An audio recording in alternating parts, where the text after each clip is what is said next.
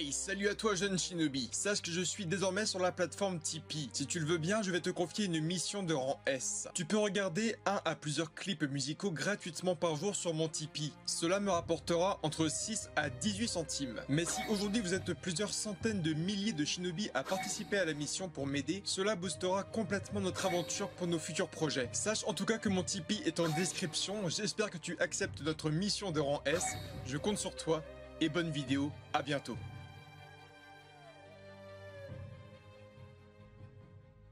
Hey, donc salut à toutes et à tous les amis, donc c'est Darkos et on est dimanche. Qui dit dimanche dit forcément Boruto, c'est complètement logique. Et donc là on va parler du fameux épisode exposant Kakashi, Sarada et Sasuke Uchiwa. Et j'ai hâte de voir tout ça. Alors le début d'épisode m'avait un peu gêné dans le sens où Sasuke est vraiment sans émotion. On a vraiment un personnage qui a tout le temps le même visage, la même expression du visage. Il ne sourit pas et tout. Il va voir sa fille dans Konoha et va faire « Ah, salut ». Il va voir sa femme et va faire « Ah, salut ». C'est un peu le truc qui me dérange actuellement avec un personnage tel que Sasuke, c'est son tempérament, ses émotions. Il a vraiment aucune expression du visage, mais c'est comme ça qu'il a été écrit. En fait, il a vraiment l'esprit du guerrier et du shinobi 100% vraiment soldat, dans le sens où toutes les choses vraiment anodines, comme faire du shopping, faire plaisir à sa fille, faire des restaurants, acheter des peluches, ne lui donnera jamais le sourire. Mais en fin d'épisode, lorsqu'il s'entraîne à lancer des shurikens, lorsqu'il s'entraîne dès qu'il a des armes dans la main, là, il a le sourire. Et on a vu que c'était pareil pour Sarada. Donc c'est peut-être vraiment l'histoire de leur clan qui les rend heureux de s'entraîner, d'avoir l'arme à la main. Et les choses vraiment anodines, ils s'en lassent très rapidement parce que ce n'est pas vraiment que le cas de Sasuke. Sarada est exactement pareil dans l'épisode. Elle va faire « Ouais, mais Takoyaki, je m'en fous. Ça, je m'en fous. Laisse tomber, tu veux pas savoir ce que je veux. » Et au final, on voit que c'est le lancer de shuriken. Donc, c'est intéressant, mais à la fois dommage. Le grand atout de l'épisode, ce sont les flashbacks. Alors, qui dit Naruto dit flashback aussi, mais franchement, là, ce sont des flashbacks très bien découpés qui font aussi plaisir à revoir. Le côté Fugaku, ensuite on a un peu le côté Itachi. C'est vraiment très bien découpé, ça raconte quelque chose, même s'il n'y a pas beaucoup de paroles et tout. Franchement, c'est juste extraordinaire. Alors, pourquoi Sasuke est aussi mauvais, entre guillemets, en tant que père ? C'est tout simplement la relation Sasuke-Fugaku.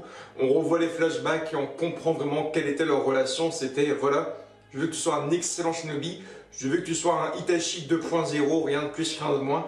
Et tout ça explique vraiment l'esprit de la famille Sasuke, de ce qu'il a vécu, de comment il a grandi. Malheureusement, ce n'est pas aussi vraiment la vraie histoire de Fugaku. Fugaku, avant de mourir, tout comme sa mère, ils ont expliqué à Itachi qu'ils aimaient énormément Sasuke. Et la seule chose qu'ils ont demandé à Itachi avant de mourir, d'ailleurs, c'était « Prends soin de Sasuke, défends-le, protège-le ». Voilà, c'est dommage aussi que Sasuke ne sache pas tout ça parce qu'il a peut-être une autre vision des choses aussi.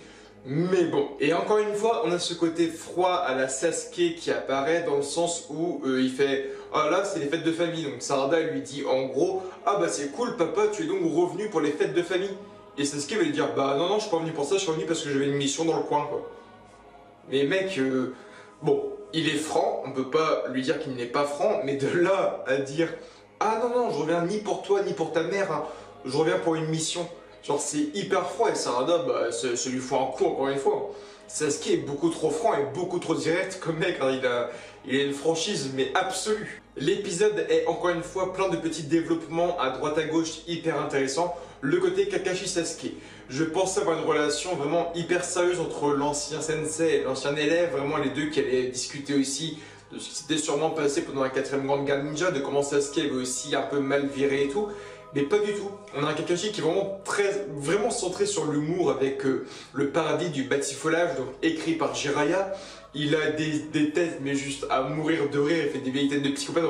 Tu veux que je t'explique ce que c'est que la drague et tout, comment s'occuper d'une femme et tout. Enfin, c'est à mourir de rire. Kakashi est hyper bon dans l'épisode. C'est vrai qu'on a vraiment connu un Kakashi fin de Shippuden très sérieux. Il avait le rôle de Rokudaime, il y avait la situation Obito, il y avait la situation de son élève qui était quand même maintenant l'ennemi public numéro 1. Donc Sasuke à une époque avec le sommet des 5 Kage. Donc Kakashi avait complètement brisé ce rôle, on va dire entre guillemets, du shinobi sérieux. il était vraiment devenu le shinobi froid et qui avait un objectif, c'était de régler des problèmes au plus vite. C'était vraiment comment était devenu Kakashi, même jusqu'au rôle de Rokudaime. Et il avait complètement effacé le Kakashi de début de Naruto. Celui qui arrivait à la bourse, celui qui lisait son livre, celui qui était un peu pervers, caché et tout. Et tout ça revient, il fait des têtes un peu pervers et tout, il fait des têtes à mourir de rire. Et aujourd'hui, j'ai retrouvé le Kakashi attaqué, donc de la série Naruto, dans les années 2099. Alors quand je dis 2099, je ne parle pas de l'année 2099, mais aussi de 2000-1999. T'as compris. Il y a également la relation entre Shino et Sasuke, et là c'est hyper intéressant parce que une conversation Shino-Sasuke, tu m'aurais dit ça hier, j'aurais dit what, enfin genre les personnages ne vont pas ensemble, tu vois. Enfin Sasuke c'est vraiment un mec qui est vraiment bloqué sur sa propre personne et qui ne s'ouvre pas vraiment aux autres. Là on a un Sasuke qui croise Shino, il fait bah tiens t'étais l'éducateur, le professeur donc de Sarada à l'académie, comment est Sarada? Sarada aime quoi? Et je trouve ça hyper cool qu'un shinobi comme Sasuke, ils viennent à demander des conseils à Shino. Comme il y a maintenant quelques épisodes où Sasuke avait remercié Konohamaru en disant « Tu t'occupes bien de ma fille, tu es le sensei de ma fille, tu lui apprends bien des choses, ma fille me parle de toi, donc Konohamaru, merci. » C'est des trucs tout con, très simples, c'est vraiment, ça prend 10 secondes, mais c'est hyper intéressant que Sasuke s'ouvre comme ça aussi, parce que, exemple, Naruto, en tant qu'Hokage qui est très souvent un Konoha, on n'a jamais vraiment vu remercier les autres, tu vois. Shino il a remercié mais très rapidement et tout, et c'était pas vraiment mis sur le coup de l'émotion. Là on a un Sasuke qui est présent, il a remercié Konohamaru il y a maintenant des trentaines d'épisodes si ce n'est plus, et là il va voir Shino et il fait Shino t'étais le professeur de ma fille à l'académie, comment est ma fille? Et même s'il ne remercie pas vraiment Shino, il le fait indirectement, mais le fait que Sasuke croise Shino et qu'il lui demande des conseils, tu vois, niveau puissance, c'est pas des personnages qu'on pourrait aller ensemble. Mais c'est là que Naruto et le manga Boruto brillent selon moi, c'est que on a tendance à se dire dans un shonen, des personnages qui se parlent et qui sont assez proches, qui vont se remercier et se demander des conseils, ce sont aussi des personnages qui sont dans la même catégorie de puissance et dans le même groupe, tu vois. Par exemple, tu ne verras jamais un Sangoku aller demander conseil à Chaozu ou à Yamcha par exemple. Parce qu'il y a l'espèce d'écart de puissance et ça ferait un peu chelou de voir Sangoku demander un conseil à Chaozu, alors que pourtant Chaozu peut très bien connaître des choses que Goku ne connaît pas. Là aujourd'hui on a un Sasuke qui va voir Shino, truc improbable, et il fait bon Shino, j'ai besoin de toi. Enfin en gros oui, dis-moi comment est ma fille, ce que ma fille aime.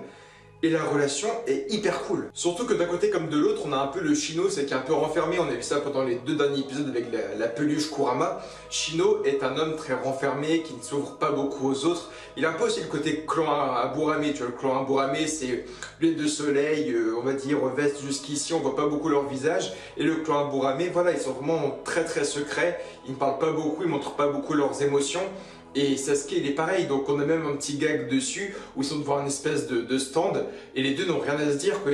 Ils restent regardés comme ça en mode bah ouais on est tous les deux pareils quoi, on parle pas, on est trop sérieux, trop dans notre rôle, donc on a un petit gag comme ça où Shino et Sasuke se regardent, il y a absolument aucun bruit et t'as le mec derrière qui cuisine, ça me fait rigoler parce que on met 2 personnages qui se ressemblent mais que encore une fois tout oppose. Et c'est hyper intéressant. Ensuite, tu as un peu aussi le cas donc, de Sasuke donc, qui demande des conseils à Kakashi. Donc Kakashi lance des conseils de merde, hein, comme appeler sa fille Cacahuète. Et donc Sasuke va voir Sarada et fait oh ma tendre Cacahuète, un truc du genre. Et Sarada fait what? Enfin, genre, d'où tu m'appelles comme ça? Tu m'as pas appelé une seule fois par mon prénom depuis que tu es revenu à Konoha et tu m'appelles Cacahuète. Enfin genre c'est à mourir de rire et Sasuke il a des têtes en mode putain merde je tente de foirer de plus en plus. Il demande des conseils à Kakashi et Kakashi l'enfonce encore plus et ça m'a fait rire le côté bah tendre cacahuète. Et Sarada fait une tête en mode mais what the fuck, enfin genre mon père va m'appeler cacahuète. C'est tout con mais c'est juste à mourir de rire. L'épisode là aussi montre une sorte de second message, c'est que Boruto et Sarada sont un peu dans l'ombre de leur père. Naruto fait d'énormes efforts avec son fils et envers sa famille depuis les fêtes de famille. Sasuke veut faire des efforts envers Sarada, mais que ce soit Boruto et Sarada, ils souffrent encore de l'absence qu'ils ont eue. Pas qu'ils ont sur le moment précis, mais ils ont du mal à pardonner un peu une sorte d'absence. Sarada est très ouverte, Sarada, elle aime son père. Boruto, il est fan, il aime son père. Mais Sarada et Boruto ont du mal à montrer leur amour paternel parce que ce soit Naruto ou Sasuke, ils ont beaucoup été absents durant leurs dernières années d'éducation. Et même s'ils admirent leur père, les deux genin n'arrivent pas à le montrer. Ils sont bloqués, ils sont un peu dans l'ombre de ce qu'ils ont été durant leur enfance. Il faut vraiment voir que depuis que Naruto est Hokage et depuis que Sasuke est un peu en mission secrète dans les dimensions des Otsutsuki ou autres, c'est vrai que les deux ont énormément été absents dans leur éducation. Et donc on a vraiment une sorte de Boruto de Sarada qui sont un peu dans l'ombre de l'absence de leur père. Et même si les fêtes de famille sont là pour les rapprocher, Boruto et Sarada souffrent encore de cette fameuse absence qui les a énormément touchés. On a encore une fois plein de petits trucs cons qui apparaissent au loin, au second plan, au troisième plan et tout. Des trucs tout bêtes comme l'épisode il y a 2 semaines, donc de la semaine dernière, où on te fait des petits clins d'œil à droite à gauche. Donc ça montre bel et bien que tous ces événements se passent en même temps que l'épisode 92, si je ne me trompe pas. Donc tout se passe en même temps. Par exemple, lorsqu'il y a Sasuke et Kakashi qui parlent sur le pont avec le coucher de soleil, il y a Sasuke qui est en train de demander encore une fois des conseils à Kakashi. Il fait voilà, est-ce que vous avez encore le paradis du batifolage pour avoir d'autres conseils pour ma fille et tout. Et au loin, mais vraiment au loin, tu vois un petit point orange qui court assez grand. Et en fait, c'est Naruto qui tient Imabari sur ses épaules. Lorsque Naruto, dans l'épisode 92, disait Imabari, t'es prête, on fait un sprint jusqu'à la maison et on rentre rapidement et tout. Et on partait comme ça sur une fin d'épisode avec une image magnifique de Naruto et Imabari qui partaient avec le coucher de soleil et tout. Et ça se figure aussi dans l'épisode d'aujourd'hui, le 94, où Sasuke parle avec Kakashi et au loin on voit les deux qui courent avec le coucher de soleil. C'est tout bête mais c'est plein de petits trucs tout cons qui font plaisir au niveau du détail. La relation qui me fait énormément plaisir, c'est aussi la relation Sakura et Sasuke. Parce que le couple, même s'ils s'aiment, même si Sakura est reconnue comme étant une membre du clan Uchiha, au final, on est vraiment bloqué là-dessus parce que Hinata, Naruto, ils vont ensemble. Il y a plein de couples qui vont ensemble.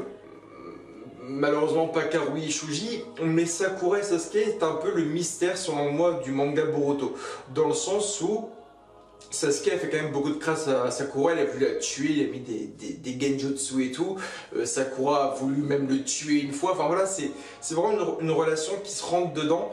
La relation Sakura-Sasuke est très difficile à comprendre et il est possible que je fasse une vidéo dessus parce que depuis le chapitre 1 et l'épisode 1, en fait, la relation Sakura-Sasuke est plus ou moins montrée, mais elle a mal été développée durant l'histoire. Mais voilà, vraiment la genèse de ce couple de base était vraiment bien foutue, sachez-le. Mais voilà, aujourd'hui, elle est vraiment très mal faite parce que Sakura se fait un peu marcher sur les pieds. On a un Sasuke qui est un peu vagabond, qui est très froid, qui montre pas ses sentiments. C'est pas 2 coups de doigt sur le front qui vont régler le problème. Mais aujourd'hui, on a vraiment un Sasuke qui va s'ouvrir encore une fois un peu en tant que père de famille. Il va plus ou moins demander des conseils à Sakura. Et je trouve ça hyper intéressant que Sakura soit assise, qu'elle fasse écoute Sasuke, tu peux faire ça envers notre fille, tu peux faire ça, ça. Et c'est hyper intéressant parce que en 94 épisodes, les rares fois où on voyait en fait Sasuke et Sakura, c'était soit Sakura qui tombait dans les pommes, soit 2 coups de pichenette sur le front, soit vite faire un combat ensemble. Mais on n'a jamais vu vraiment le couple Sakura et Sasuke se poser ensemble, parler de l'éducation de leur fille et de la mentalité de leur fille. Et je trouve ça hyper intéressant qu'aujourd'hui, on ait Sakura qui donne des conseils à Sasuke. Et encore une fois, je reviens sur le même cas que Shino Sasuke, c'est super intéressant parce que dans l'esprit shonen, on se dit que quelqu'un qui peut donner des conseils, c'est dans les arts martiaux, dans les combats, dans la puissance. Mais là, aujourd'hui, c'est un épisode très joli parce qu'il y a les conseils sur le côté moral, sur le côté éducation. Sasuke demande des conseils à Shino, il demande des conseils à Sakura, à Kakashi.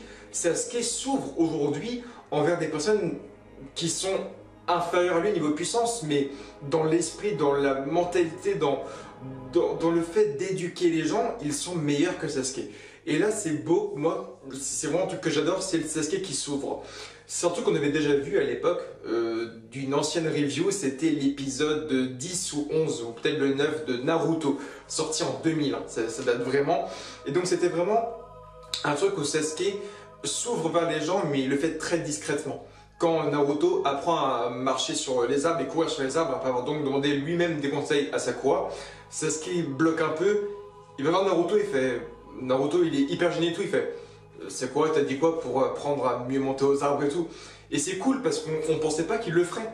Mais il est très resserré, il a sa coquille Sasuke. Mais quand il s'ouvre, il le fait très discrètement, avec très peu d'émotion, mais il montre qu'il s'intéresse aux autres et tout. Et c'est ce qui est ressorti encore une fois aujourd'hui avec Shino et Sakura, et c'est un grand oui. L'épisode est en plus sublimé par les flashbacks entre Itachi et Sasuke, et ça c'est vraiment cool parce qu'on voit Itachi, les petits coups sur le doigt, le fait que les deux sont vraiment un peu distanciés, et tout ça est encore une fois hyper cool, c'est très discret, tout con, mais c'est vraiment intéressant de voir les flashbacks Fugaku, Itachi, pour voir dans quelle famille a grandi Sasuke et pourquoi Sasuke est comme cela aujourd'hui en tant que père de famille.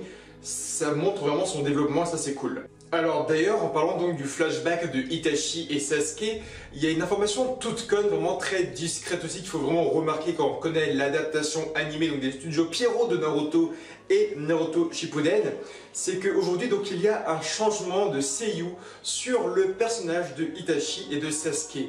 Et donc je vais tout vous dire maintenant. Donc si je me trompe pas, pour Sasuke, c'est monsieur Sugiyama qui faisait donc la voix de Sasuke adulte mais aussi enfant, si je ne me trompe pas. Normalement c'est le même doubleur d'après les dernières informations que j'ai pu avoir. Et donc là, il y a vraiment une grosse différence entre ce qu'il est en enfant dans Boruto et enfant dans Naruto Shippuden.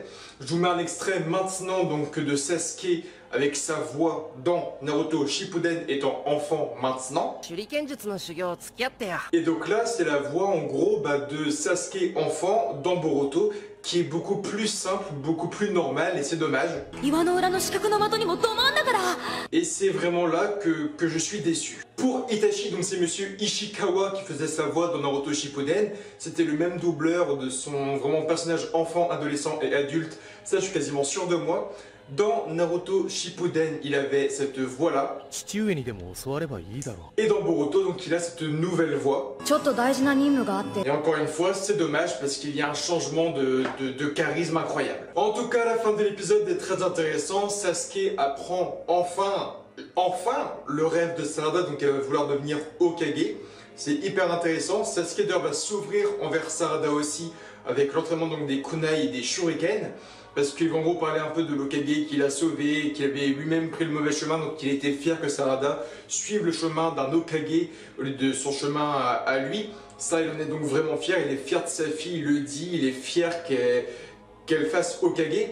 Il est fier et il est quasiment sûr aussi qu'elle sera une brillante Hokage. Donc il y a plein de trucs vraiment tout con comme ça, mais très très bien fait, très joliment fait. Ça, c'est vraiment l'un des plus beaux trucs de l'épisode. On a un Boruto qui va donc suivre aussi les conseils de Sarada. Donc il va rentrer, il va faire bon papa, il est tard, la nuit est tombée, mais les fêtes de famille ne sont pas encore finies, ça s'arrête en gros à minuit. On a un peu de temps nous deux, est-ce que tu accepterais qu'on s'entraîne un peu, toi et moi? Et Naruto il est crevé, il fait ouais, allez, on y va. Et là c'est cool, on a un Boruto qui va s'entraîner avec Naruto dehors, c'est tout con. On a un entraînement père-fils, c'est cool. Boruto s'est ouvert envers son père, inversement. Sarada s'est ouvert envers son père et inversement.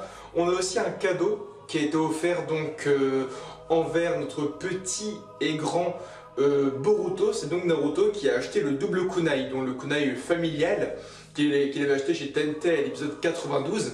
Et donc le kunai qu'il va aujourd'hui offrir à Boruto. Et donc on a un Boruto qui a une arme quand même assez spéciale, une arme que tout le monde ne possède pas parce que tout le monde a des kunai, des shuriken. Lui il a un double kunai. J'espère qu'on va le revoir dans les épisodes, qu'il va beaucoup plus s'en servir en combat. Et rien que pour ça, je remercie d'ailleurs un artiste DeviantArt qui a fait ce dessin à l'époque-là que vous voyez. Et il avait un double kunai dans la bouche, mais ce dessin il a plus d'1 an. Donc je suis assez admiratif de ce mec-là qui avait prédit le double kunai de Boruto Uzumaki.